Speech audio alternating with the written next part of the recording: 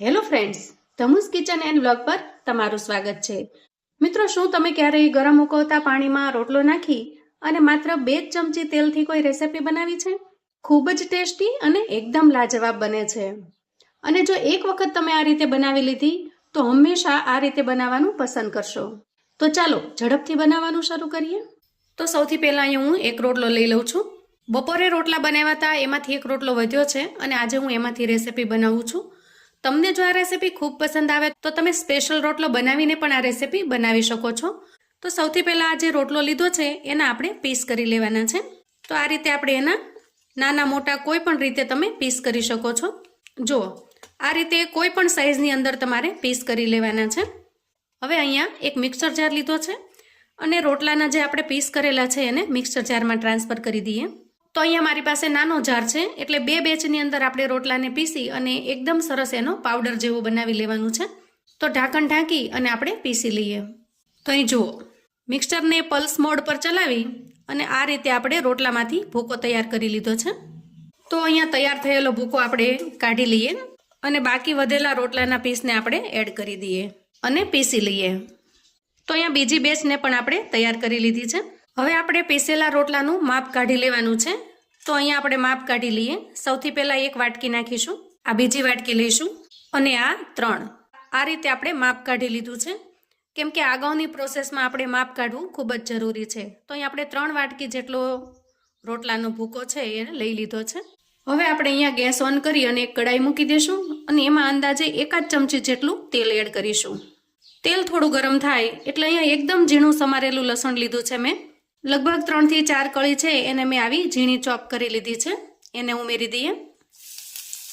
એક લીલું મરચું છે એને પણ મેં ઝીણું સમારી લીધું છે, એને એડ કરી દઈએ.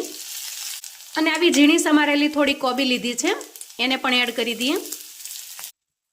બધી જ વસ્તુને આપણે સારી રીતે સાંતળી લેવાની છે. આ બધી જ વસ્તુ સારી રીતે સતળાઈ જાય પછી આપણે એમાં પાણી એડ કરીશું. તો અહીંયા મેં 1 વાટકી લીધી છે જેનું આપણે માપ કરીને રાખ્યું હતું. 3 વાટકી ભરી અને આપણે અહીંયા રોટલાનો ભૂકો લીધો છે. તો 2 વાટકી જેટલું આપણે અહીંયા પાણી એડ કરીશું. તો અહીંયા પાણીનું માપ છે એ રોટલાના માપ કરતાં અડધું રાખીશું કેમ કે જો વધારે પાણી નાખીશું તો ગેસ વધારે બાળવો પડશે અને રેસિપી બનાવવામાં પણ આપણને મજા નહીં આવે. હવે આપણે આના અંદર મસાલા કરી લઈએ.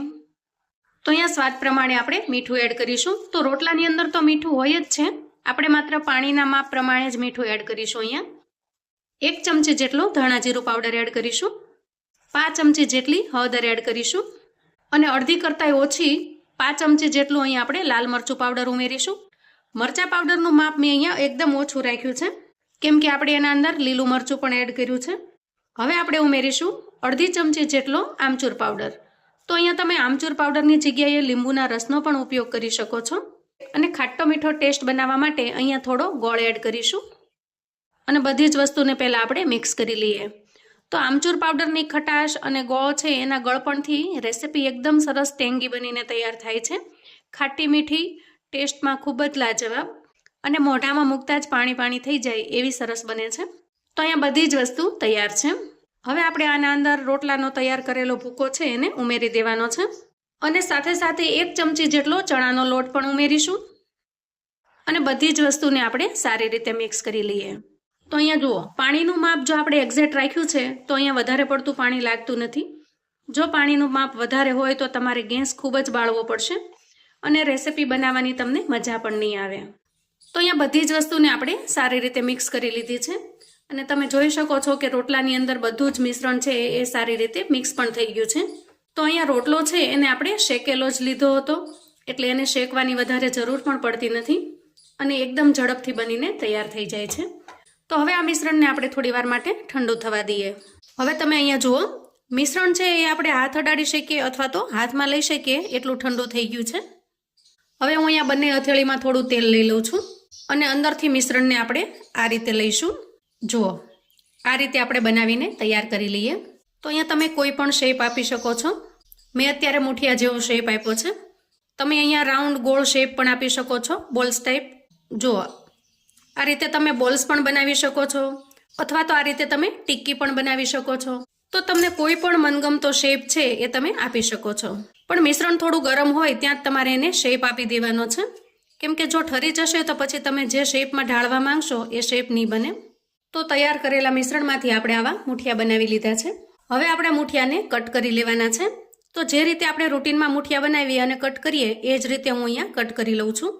તો અહીં તમે જોઈ શકો છો એકદમ આસાનીથી આપણે એને કટ પણ કરી શકીએ છીએ.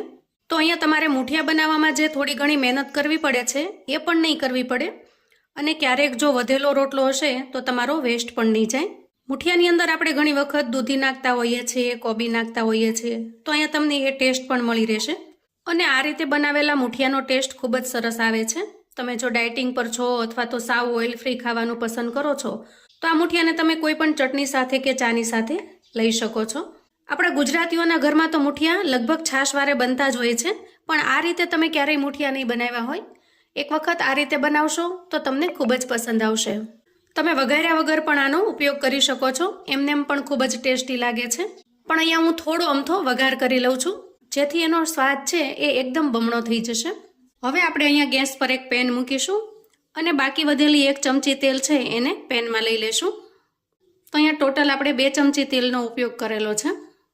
અહીંયા તેલ થોડું ગરમ થાય એટલે થોડી અમથી આપણે અહીંયા મેથી નાખીશું. મેથીથી ખૂબ સરસ ટેસ્ટ આવશે આમાં. જુઓ, મેથી થોડી શેકાઈ જાય એટલે આપણે એમાં 1 ચમચી જેટલી રાઈ એડ કરીશું અને અડધી ચમચી જેટલું જીરું એડ કરીશું. થોડી અમથી આપણે અહીંયા હિંગ ઉમેરીશું અને મીઠા લીમડાના પાન એડ કરીશું. થોડા કાળા તલ એડ કરીશું, આનાથી ખૂબ સરસ લુક અને ટેસ્ટ પણ આવશે. અને 1 ચમચી જેટલા અહીંયા સફેદ તલ ઉમેરું છું. આ બધી જ વસ્તુને આપણે તેલની અંદર સારી રીતે શેકી લઈએ અને ત્યારબાદ આપણે એમાં તૈયાર કરેલા મૂઠિયાને ઉમેરી દઈશું. તો અહીંયા તમે જોઈ શકો છો કે મૂઠિયા છે એકદમ સરસ બનીને તૈયાર થયા છે. એકદમ ઓછા તેલની અંદર તમે આ નાસ્તો બનાવીને તૈયાર કરી શકો છો. હવે આપણે સર્વ કરી લઈએ. અહીંયા તમે લુક જોઈ શકો છો. પ્લેટમાં પીરસ્યા પછી કોઈ નહીં કે આ તમે વધેલા રોટલામાંથી બનાવીને તૈયાર કર્યો છે.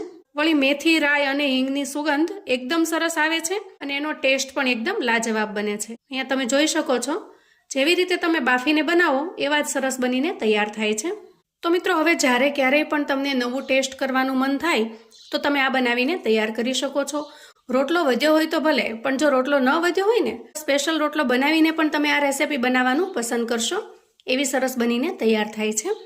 તો મિત્રો, આવું અવનવું જાણવા માટે ચેનલ પર જો તમે નવા છો તો ચેનલને સબસ્ક્રાઇબ કરો. વિડીયો ગમે તો લાઈક અને શેર કરો.